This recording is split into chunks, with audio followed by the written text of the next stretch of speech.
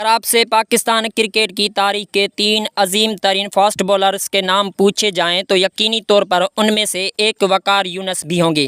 ان کی خطرناک یارکرز نے بیٹرز کا جینا دوپہر کیا ہوا تھا۔ 800 سے کچھ کم انٹرنیشنل وکٹیں لینا کوئی آسان کام نہیں ہے۔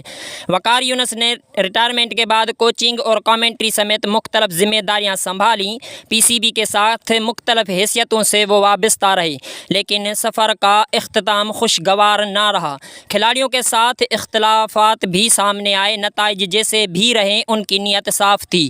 ذاتی انا کو کبھی ترجیح نہ دی، ورنہ اپنے سے جونیئر مصباح الحق کا نائب کوچ بننا کبھی قبول نہیں کرتے۔ تفصیلات میں جانے سے پہلے آپ سے گزارش ہے کہ اگر آپ ہمارے چینل پر نئے ہیں تو ہمارے چینل کو سبسکرائب کر لیں۔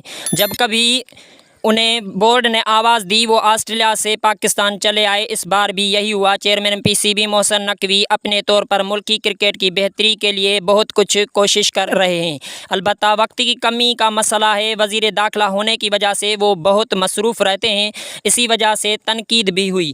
پی سی بی کا مسئلہ کرکٹر سے دوری ہے۔ وکیل صاحب ترقی کرتے کرتے سی ای او بن گئے، واحلہ بھی ڈائریکٹر انٹرنیشنل کرکٹ کی پوسٹ پہنچنے میں کامیاب رہی۔ چیئرمین تو عموماً نان کرکٹر ہی ہوتا ہے۔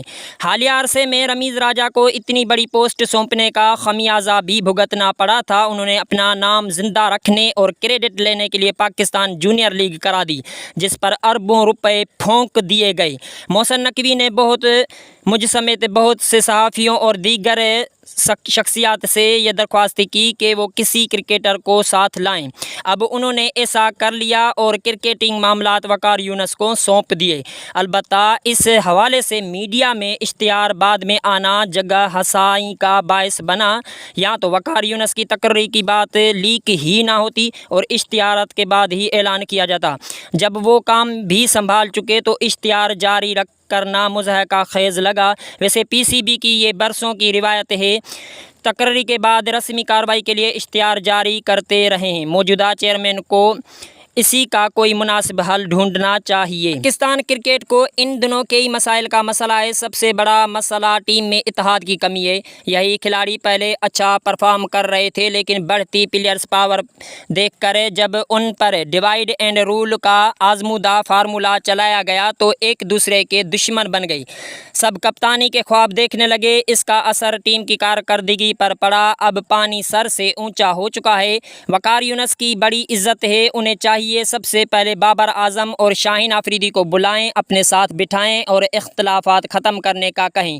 پھر دونوں کو ایک کمرے میں اکیلا چھوڑ کر یہ کہیں کہ باہر آ جائیں کہ دل صاف کر کے ہی آنا۔ اگر ماضی والا ماحول واپس آ گیا تو یہی ٹیم آپ کو چیمپئن ٹرافی جتوا کر دے سکتی ہے۔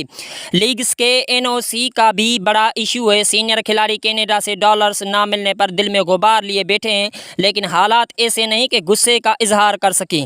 وقار یونس کو اس حوالے سے بھی پالیسی بنانا پڑے گی۔ اگر کسی کو نقصان ہو رہا ہے تو کچھ ازالہ بورڈ کر دے تو فرق نہیں پڑے گا۔ محسن نقوی کو چاہیے کہ شعبہ انٹرنیشنل کرکٹ کو وقار یونس کے انڈر کر دیں۔ کوئی سیریز رکھنی ہو، شیڈول کی تیاری کا معاملہ ہو، یہ سب کام ایک کرکٹر کرے گا تو بہتر رہے گا۔ ابھی تو یہ حال ہے کہ جب دیگر ٹیمیں امریکہ میں ورلڈ کپ کی تیاری کر رہی تھی، تب پاکستان ٹیم انگلینڈ میں کھیلنے میں مصروف تھی۔ یہ نہیں ہونا چاہیے کہ صرف بطور کرکٹر فیس چہرہ وقار یونس کو رکھا جائے۔ کچھ بھی ہو، ذمہ داری ان پر ڈالی جائے۔ انہیں لائے ہیں تو مکمل اختیارات دیں، سلیکشن کمیٹی بھی بنا دیں، کپتان کا فیصلہ کرنے میں بھی اختیار دیں۔ پھر بھی اگر خدا نخواستہ مناسب نتائج نہ سامنے آئیں تو ضرور سوال کیے جائیں۔ بدقسمتی سے پاکستان میں انگریزی سے واقفیت رکھنے والے پڑھے لکھے کرکٹر کا فقدان ہے۔ آپ کے پاس زیادہ آپشنز نہیں ہیں۔ سب سے پہلے وسیم اکرم کو بورڈ میں لانے کی کوشش ہوئی، لیکن انہوں نے انکار کر دیا۔ اب وقار یونس آئے ہیں۔ اسی طرح ڈومیسٹک کرکٹ کے معاملات بھی کسی سابق کرکٹر کو سونپنے چاہیے۔ محسن نقوی نے اسکول، کالجز اور یونیورسٹیز کی سطح پر مقابلے کرانے کا بہترین فیصلہ کیا ہے۔ اس سے یقینی طور پر ملک کو نیا ٹیلنٹ ملے گا۔ اسی طرح ڈومیسٹک کرکٹ کو بھی بہتر بنانا چاہیے، وہیں سے پاکستان کی مضبوط بینچ اسٹرینتھ تیار ہوگی۔ P C B domestic set up میں پھر تبدیلی لانے والا ہے۔ بدقسمتی سے ہر بار بورڈ میں تبدیلی کے بعد ایسا ہی ہوتا ہے، البتہ اس کا فائدہ کتنا ہے یہ دیکھنے والی بات ہوگی۔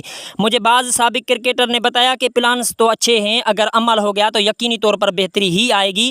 کرکٹ ہمارا واحد ایسا کھیل بچا ہے جس میں اب بھی عالمی ٹائٹلز جیتنے کی امیدیں باقی ہیں۔ گو کہ ٹیم کی اس سال ورلڈ کپ میں کارکردگی اچھی نہیں رہی تھی، لیکن بہتری لانا ناممکن ہے۔ وقار یونس کی تقرری کا اس حوالے سے مثبت قدم ہے، انہیں سب کو ساتھ لے کر چلنا ہوگا۔ اچھا ہوا کہ بورڈ نے آج وضاحت جاری کر دی کہ ڈسپلنری کمیٹی بن رہی ہے، نہ کسی کرکٹر کے خلاف کوئی کارروائی ہوگی، ورنہ افواہوں کا بازار گرم تھا۔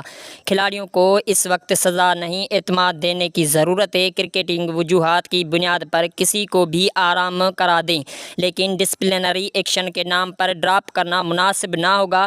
یقینی طور پر وقار یونس بھی یہ بات سمجھتے ہوں گے۔